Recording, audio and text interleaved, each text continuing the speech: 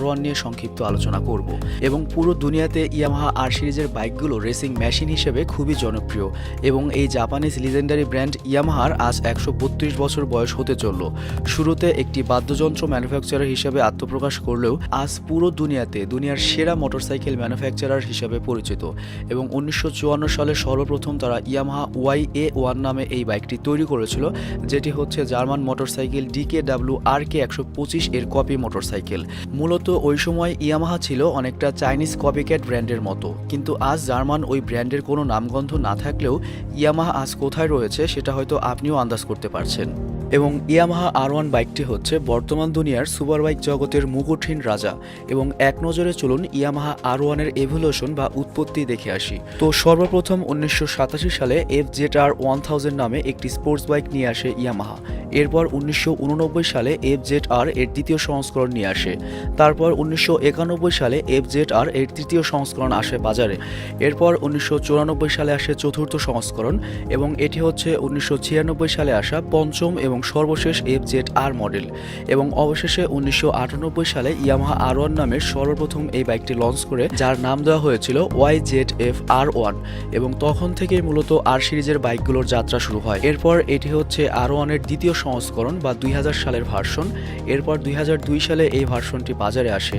তারপর 2004 সালে আসে এই ডিজাইনটি এবং 2007 সালে আবারও নতুন সংস্করণের R1 বাজারে আনা হয় এবং এরপর 2009 সালের ভার্সন হচ্ছে এটি এবং এরপর 2012 সালে আবারও নতুন ভার্সনের R1 আনা হয় এবং 2015 সালে R1 এর এই লেটেস্ট অসাধারণ ডিজাইনটি লঞ্চ করা হয়, যেটি এখনও পর্যন্ত বাজারে চলছে। তো এই ভিডিওতে আমরা লেটেস্ট অষ্টম জেনারেশনের R1 সুপারবাইকটি নিয়ে আলোচনা করব। তো ইয়ামাহা R1 হচ্ছে ইয়ামাহার মোস্ট এক্সপেন্সিভ এবং সেক্সি লুকিং স্পোর্টস বাইক। আসলে স্পোর্টস বাইক বললে ভুল হবে, এটাকে বলতে হবে সুপার স্পোর্টস বাইক। এবং সামনে দেখতে পাচ্ছেন অসাধারণভাবে এলইডি এবং প্রজেক্টর লাইটের সন্নিবেশে most aggressive looking headlight design করা হয়েছে।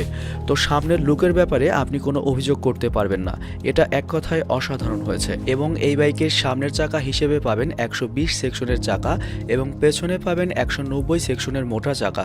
এবং R1 এর অন্য যে প্রতিদ্বন্দ্বীগুলো রয়েছে যেমন BMW S1000 RR বা সুজুকি GSX R1000 বাইকগুলোতেও সেম এই সাইজের চাকা পাবেন। এছাড়াও সামনের চাকায় ব্রেকিং সিস্টেম হিসেবে আপনি পাচ্ছেন ডুয়েল ডিস্ক এবং রেস ট্র্যাক ওরিয়েন্টেড 4 পিস্টন ক্যালিবারের স্পেশাল ABS, যেটা আপনাকে বর্তমান দুনিয়ার সবচেয়ে সেরা ব্রেকিং সিস্টেমের অভিজ্ঞতা দেবে। এছাড়াও ব্রেকিং সিস্টেমের সাথে ট্র্যাকশন কন্ট্রোল, সাইড কন্ট্রোল এবং লিফট কন্ট্রোল কম্বাইন্ড করে দেওয়া হয়েছে, যার ফলে চাকা স্কিড করা বা স্লিপ করার সম্ভাবনা একেবারে নেই বললেই চলে। এবং এটি নিয়ে কর্নারিং করার সময় আপনি সর্বোচ্চ কন্ট্রোলিং পাবেন। তো এজন্য সুপার বাইকগুলোকে আমার নর্মাল স্পোর্টস বাইকের চেয়ে অনেক বেশি নিরাপদ মনে হয়। আর এছাড়াও কুইক শিফটার, স্লিপার ক্লাস তো থাকছেই, যার জন্য গিয়ার চেঞ্জ করতে ক্লাস ধরা বা এক্সেলারেশন ছাড়ার কোনো ঝামেলা নেই। তো এটি হচ্ছে R1 এর fully digital colour instrument console বা TFT মিটার এবং এতে আপনার বাইকের পারফরমেন্স আপনি ইচ্ছামতো কাস্টমাইজ করতে পারবেন।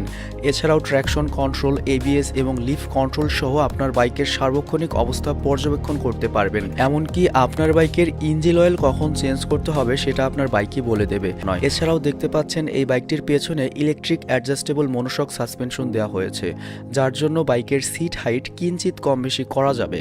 তবে তারপরেও বাইকটি চালাতে হলে কিন্তু আপনার হাইট ন্যূনতম 5 ফিট 8 থেকে 7 ইঞ্চি হতে হবে, কারণ এটার সিট হাইট পালসার UG বাইকটির চেয়ে প্রায় 3 ইঞ্চি বেশি। এবং এখন যদি এই বাইকটির ইঞ্জিন এবং পাওয়ারের দিকে নজর দেই তাহলে আমরা পাবো লিকুইড কুলড 4 স্ট্রোক 16 ভালভের 998 সিসির বিশাল ইঞ্জিন, যা এই বাইকটিকে সর্বোচ্চ 200 হর্স পাওয়ার শক্তি দিতে সক্ষম, যেটা BMW S1000 RR বাইকটির চেয়েও 7 হর্স পাওয়ার বেশি। এবং এই বাইকটির অরিজিনাল টপ স্পিড হচ্ছে 300 কিলোমিটারের ওপরে, কিন্তু 299 কিলোমিটার পর্যন্ত ইলেকট্রিক্যালি লিমিটেড করে দেওয়া হয়েছে, যা অনেকটা একটা পাঠাকে কেটে দিয়ে খাসি করে দেওয়ার মতো। এবং এই বাইকটিতে টর্ক পাবেন 112 নিউটন মিটার, যেটা BMW S1000 RR বাইকটির প্রায় সমান। তবে রেডি পিকআপের দিক দিয়ে BMW S1000 RR বাইকটির চেয়ে R1 এর পারফরমেন্স বেশি ভালো এবং R1 বাইকটি 0 থেকে 100 কিলোমিটার গতি উঠাতে পারে মাত্র 2.9 সেকেন্ডের মধ্যে এবং শূন্য থেকে 297 কিলোমিটার গতি উঠাতে পারে মাত্র 12.2 সেকেন্ডে, যেখানে R15-এ 100 কিলোমিটার গতি উঠাতেই আমাদের প্রায় 12 সেকেন্ডের মতো সময় লেগে যায়। তো বুঝতেই পারছেন এটা মূলত একটি রেস ট্র্যাকের মেশিন এবং এই বাইকটি শুধু লুকের দিক দিয়েই সেরা নয়, পারফরমেন্সের দিক দিয়েও রাজা। তো এবার যদি বাইকটির দামের ব্যাপারে আসি, ভারতে এই বাইকটির মূল্য হচ্ছে 20,39,000 রুপি এবং R1 এস ভার্সনের মূল্য হচ্ছে 20 লক্ষ রুপি এবং R1 race track only version, যেটাকে R1M বলা হয়, সেটার মূল্য হচ্ছে 33,54,000 রুপি। তবে বাংলাদেশে ইয়ামাহা R1 এর রেগুলার ভার্সনের দাম হতে পারে ভ্যাট সহ প্রায় 60 লক্ষ টাকার ওপরে। তো আমি বাংলাদেশে R1 এর যে আনুমানিক দামটি বললাম, এ নিয়ে কি আপনার কোনো সন্দেহ রয়েছে? এখনো সন্দেহ আছে, খারাপ বাতিজা, তোমার সন্দেহ আমি দূর করে দিতাছি। তো এই ছিল ইয়ামাহা R1 বাইকটি সম্পর্কে কিছু সংক্ষিপ্ত ধারণা। ভালো থাকবেন, সুস্থ থাকবেন এবং ভিডিওটি শেয়ার দিয়ে আমাদের সাপোর্ট করার জন্য একটি বিনীত অনুরোধ রইল। আল্লাহ হাফেজ।